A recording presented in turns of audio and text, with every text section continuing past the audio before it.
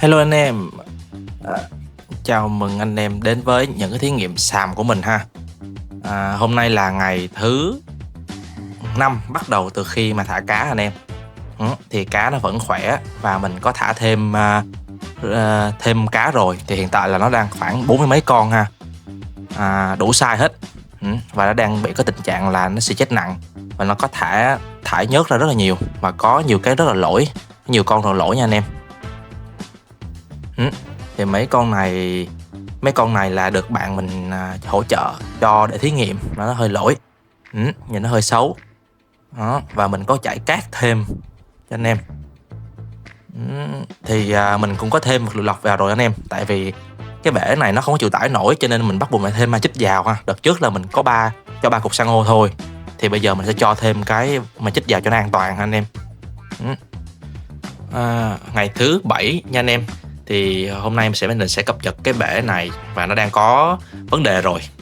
Đang có vấn đề rồi thì hôm nay mình sẽ chia sẻ nhiều hơn ha. Thì hiện tại là đã có cá chết và đã có một con chết rồi anh em. Một con chết rồi và độc tố nó đang bắt đầu có hiện tượng tăng. Thì mình đã có đợt trước á, thì mình có thêm cá vào rồi và nhiều hơn. Và thì con cá hiện tại là đang rất là sung ha, nhưng mà nó vẫn có bị stress và nó tiết ra rất là nhiều chất nhờn anh em. Và nó cũng có một số con nó đang bị một số vấn đề, nhưng mà theo những gì mà mình tìm hiểu á, bạn mình cho thì bạn mình nói rằng là cá nó sẽ tự khỏi ha. Khi mà nó ổn định rồi á thì cá nó sẽ tự khỏi. Thì hiện tại là nước của mình đang trong quá trình cycle mà mình thả cá luôn á, cho nên rằng là nó xảy ra vấn đề thì mình không có gì ngạc nhiên. Nhưng mà may mắn sao là chưa có gì bất cập hết, chỉ có chết một con. Thì mình hơi tiếc, nhưng mà chấp nhận mà. Hay ban đầu là mình chấp nhận rồi ha. Thì mình có cho vật liệu độc thêm vào rồi đó, mà ma chích vào rồi, và đang cố gắng để thay bớt nước thôi ha. Tại vì sao? Tại vì nó đang bị độc tố anh em. Nó đang tăng độc tố ammoniac, tăng rất là nhiều. Đây đó, thì mình có đo chỉ số ammoniac ha. Nó đang ở ngưỡng ở giữa, nó đang tăng vọt. Đang tăng. Thì cái đợt trước á, là nó tăng rất cao. Đợt trước là mình quên được ngày nào rồi, nhưng mà mình có đo lại cách đây 2-3 ngày á, thì nó tăng, nó maximum cây. Và hôm nay mình đã thay nước 20% nước và mình châm vi sinh vô và mình thêm vật liệu lọc ma chích vô. Thì nó đã giảm được từng ngày rồi anh em. Nó giảm được nằm ở giữa ha. Nó nằm ở giữa tầm khoảng 50 á. Đâu tầm khoảng số 5 á, 5 ppm. Thì nó đang, và cá nó vẫn không có hiện tượng gì hết, mà mình chỉ lo lắng thôi. Mình chỉ đo chỉ số thôi để biết coi là đang trong quá trình cycle như thế nào ha. Thì nước nó vẫn siêu trong anh em. Cát thì mình chưa thêm vào, nhưng mà nước nó đã trong hơn rất là nhiều. Và cá cũng rất là sung ha. Mình cho ăn cực kỳ nhiều luôn, mình đúng tiêu chí của mình luôn. Thì hôm nay thì trước đó, nếu mà anh em mà cần, anh em cứ xem những cái video trước của mình có nói rõ về những cái tiêu chí mà thí nghiệm đợt xàm này của mình. Nó hơi bị gọi là hơi bị khắt khe chút xíu, nhưng mà đó là một cái thử thách của mình ha. Thì mình sẽ xin nhắc lại một lần nữa là những cái thử thách của mình. Cái yếu tố tiên quyết là mình sẽ nuôi cá vàng với số lượng áp đảo ở trên cái diện tích bể như thế này ha anh em. Là cái yếu tố tiên quyết. Rồi bây giờ bắt đầu mình sẽ nuôi cái bể này, mình sẽ nuôi có chảy nền.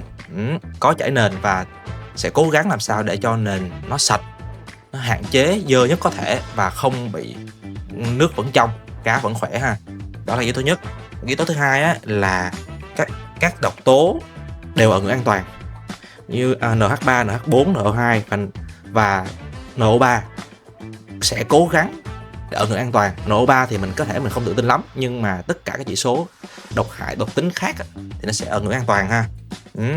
Và cái thứ ba là nước sẽ rất trong, nước siêu trong và hạn chế lên rêu tảo hết mức có thể. Đó là cái yếu tố thứ ba. Vì mình nuôi ở ngoài trời á, cho nên là mình sẽ cố gắng nuôi số lượng áp đảo để cho hạn chế độc tố hết mức có thể ha. Rêu có thể. Ok, cái yếu tố thứ tư á, là cá nó sẽ chết dưới 20% với số lượng mình đang nuôi. Và yếu tố thứ năm á, là thay nước rất ít với số lượng cho ăn cực kỳ nhiều. Mình sẽ cố gắng để mình chắc chắn là một điều rằng với bạn luôn là chắc chắn là bắt buộc phải thay nước rồi anh em. Đó, bắt buộc phải thay nước rồi. Nó bắt buộc phải thay nước rồi anh em, chứ mà không thể nào mà không thay nước được. Nhưng mà thì mình sẽ thay nước cực kỳ ít, hạn chế ít hơn, thay nước ít nhất có thể nha anh em. Thì đó là những cái yếu tố mà những cái đợt trước á, mình cái video clip trước mình có nói rồi, thì mình sẽ nhắc lại thôi. Mình sẽ cố gắng để mình bám theo những cái đó, và mình sẽ chứng minh bằng chỉ số nha, đo đạt chỉ số.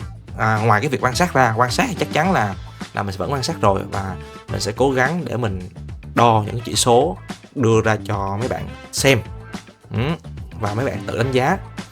Thì hiện tại là mình đang lọc của mình đang rất là cùi anh em, lọc cực kỳ cùi luôn, không có cái gì cao siêu hết, nhưng mà mình cảm thấy là rất là ổn ha. Mình đang cho, hiện tại là đang cho có 2 lít ma chích thôi, cộng thêm một cái đá nữa, thì nó đang cảm thấy rằng là nó vẫn chưa đủ anh em, nó vẫn rất là ít. Thì mình sẽ cho, tại vì cá hiện tại là chưa đủ số lượng, mình sẽ cố gắng để mình thêm số lượng vào cho đủ 100 con. 100 con đủ loại nha. Đó, mình sẽ cố gắng để mình chuyển cái độc tố hiện tại này về ngưỡng an toàn bằng không hết nha anh em. Thì hiện tại là đang cycle, mình nghĩ rằng là trong đã đủ chu trình cycle rồi đó. Thì cái này độc tố nó đang cao thì nộ 2 và nộ 3 nó đang tăng rồi đó. Đang tăng rồi thì mình sẽ chuyển cái này về bằng không. Chắc chắn được rồi, không thể nào để cao như vậy được, mình sẽ chuyển bằng không nha. Và còn nộ 3 thì mình sẽ tìm cách để mình giảm ở nộ 3 ở một cái ngưỡng nhất định nha anh em. Thì chắc chắn điều rằng là nộ 3, cái câu chuyện mà giảm được nộ 3 mà ở bể cá vàng á, là nếu mà giảm được á thì mình thề với bạn luôn là nó bá đạo luôn rồi, không còn tranh cãi được cái gì hết. Tại vì cá vàng mà là gần như là không ai thế nào giảm được ngoài nộ 3, trừ khi thay nước xả tràn, thay nước hàng ngày và xả tràn liên tục thì may ra. Nhưng mà mình sẽ cố gắng để mình thử nộ 3. Thì hiện tại là mình đó mấy bạn, mình sẽ cho ăn như vậy. Thì mình sẽ cho ăn cá vừa cắm chìm vừa cắm nổi thôi, cho ăn tùm lum hết, cho ăn rất là liên tục ha anh em. Hiện tại là mới thả cá cho nên là mình không có cho ăn nhiều được, thì mình sẽ cố gắng để mình cho ăn nhiều hết mức có thể, và mấy nhân viên quán cà phê của mình sẽ cho ăn ha. Đó, thì cái này là ống lồng ống thôi, hiện tại nó chưa có vấn đề gì hết. Nó hơi xấu thôi anh em, mình tự làm nó hơi xấu thôi, chứ cũng không có gì hết. Nó nhưng mà có một số cái cũng khá là hay, mình sẽ nói sau. Thì mấy con cá này hiện tại là cát của mình nó cho hơi ít anh em, thì mà nó hút bớt vào trong cái lọc rồi, tại vì nó thì nên mình làm cái đồ chặn. Chứ hiện tại là cát nó mình chắc là mình phải nuôi thêm chuột anh em. Cái luồng nước của mình á nó yếu lắm, thì mình sẽ làm lại cái luồng và nuôi thêm cá chuột để cho nó lồng cát rồi ha. Để cho nước hiện tại là khá là ok, nhưng mà đang có hiện tượng vàng, tại vì mình cho ăn nhiều anh em, nó sẽ bị vàng nước. Thì mình sẽ, một là mình chơi với Polygen, hai là mình sẽ tìm cách nào đó khác hơn. Thì cái bể này hiện tại là cũng chưa có vấn đề gì nhiều hết, mà mình tại vì cũng mới mà tính ra được khoảng 1 tuần thay cá, mới có 1 tuần thì chưa có vấn đề gì nhiều. Nhưng mà mình nghĩ rằng sắp tới là sẽ bị chết nhiều cá đó anh em. Nhưng cái này á, mình nghĩ rằng là anh em cộng đồng mà anh em nuôi cá vàng á chắc sẽ chửi mình nhiều lắm đây. Tại vì mình làm những cái điều này thực chất ra nó cũng phạm vào những cái điều tối kỵ cũng khá là nhiều, và có nhiều anh em nuôi kinh nghiệm lâu năm rồi, anh em sẽ biết là vì sao mà người ta không chơi nền rồi chơi cách này cách kia.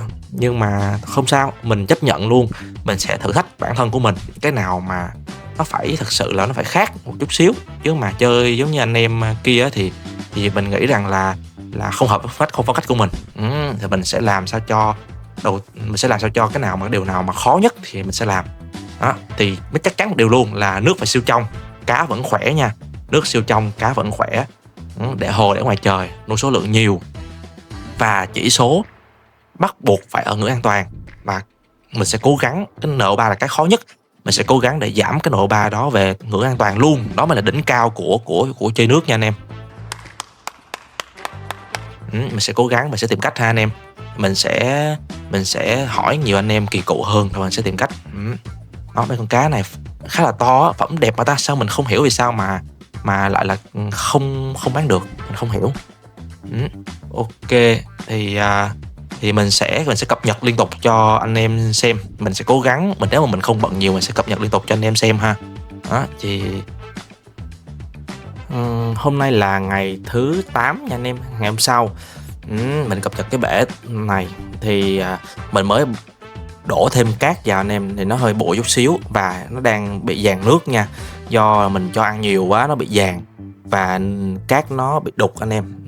Thì bỏ thêm cát vào nó dày chút xíu, chắc mình sẽ ngừng bỏ cát tạm thời đi, chứ mà cứ hở tí là mình bỏ nó đục hoài nó không có đẹp. Thì mình vẫn cho ăn thường xuyên và vẫn một mục tiêu đó. Vật liệu lọc này nọ mình có cho thêm một cái vật liệu lọc mới vào thì mình sẽ làm một cái video clip nói về vật liệu lọc đó ha. Thì hiện tại là hiện tại là cá nó vẫn chưa có hiện tượng gì, nó vẫn bị stress, nó vẫn tiết ra nhờn nhiều. Mấy con cá này là mấy con cá nó bị lỗi nha anh em, chứ không phải là do nó bị bệnh gì đâu, nó bị lỗi. Vậy tất cả các loài cá này đều là, mình nhắc lại lần nữa là những cái này là đều bị lỗi hết nha anh em, chứ không phải là cá xịn gì đâu. Cho nên là anh em nên mình mới mang ra để thí nghiệm thôi, chứ rủi ro nó cao đó anh em thấy không. Toàn là mấy con cá bị chuối không, bị chuối đầu, chuối đít không mà tùm lum hết, rồi vây cái các kiểu mà phẩm nó không được tốt nữa. Và mình lôi ra mà thí nghiệm thôi chứ không có gì hết. Thì hôm nay chỉ có vậy thôi chứ cũng không có gì mới hết anh em. Ok, thì mình sẽ cập nhật tiếp ngày hôm sau ha. Hôm nay là ngày thứ 9 nha anh em. Có một tin mừng đó, thì mình mới đo nồng độ xong và nó đã được ngưỡng an toàn đó, nó đã được ngưỡng an toàn rồi nha anh em, bằng không rồi nha. Là mình có cho thêm vật liệu lọc và thay nước nha anh em, thay nước khoảng 20%, 20% trong 2 ngày vừa rồi, thay 20% để giảm độc tố, và mình có châm thêm vi sinh và kết hợp với lại thay nước và vi sinh Biolock thôi. Thì mình có châm thêm một cái vật liệu lọc mới của Pentashop nha. Cái vật liệu lọc này chắc mọi người biết rồi đó, Nano Nexus. Và thêm 2 lít man chích hồi xưa và thêm mấy cái cục san hô. Thế thôi, chỉ có vậy thôi, 2 lít man chích cộng thêm cái 1 ký cái Nano Nexus của Pentashop.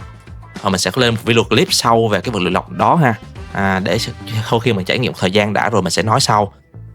Thì hiện tại là cũng không có cái gì hết, cá vẫn chưa có con nào chết hết, nó vẫn bị stress, nó vẫn bị tiết nhờn. Mình không biết làm sao để hết bớt hết anh em, chắc là chưa đủ thời gian, rồi mình cứ để tiếp theo thôi. Thì cho cát vào á, nó vẫn bị đục anh em, nó chưa có được trong lắm, mình vẫn chưa ưng cái chất lượng nước này lắm. Với lại do cá này á, nó ủi tùm lum hết, cho nên là cát nó hơi văng lên trên, nhưng mà không sao, vẫn mọi thứ vẫn rất là ok. Rêu nó vẫn chưa có lên gì hết, nó luôn ngoài trời. Và mình sử dụng vi sinh Biolock, trước đó mình có nói rồi đó, Biolock kết hợp với lại một loại vi sinh mới mà mình đang thí nghiệm luôn ha anh em, mình có lên video clip hết rồi. Thì nước nó vẫn trong, cá nó vẫn khỏe, vẫn ăn đều đó, thì mình sẽ cập nhật sau ha. Ok anh em.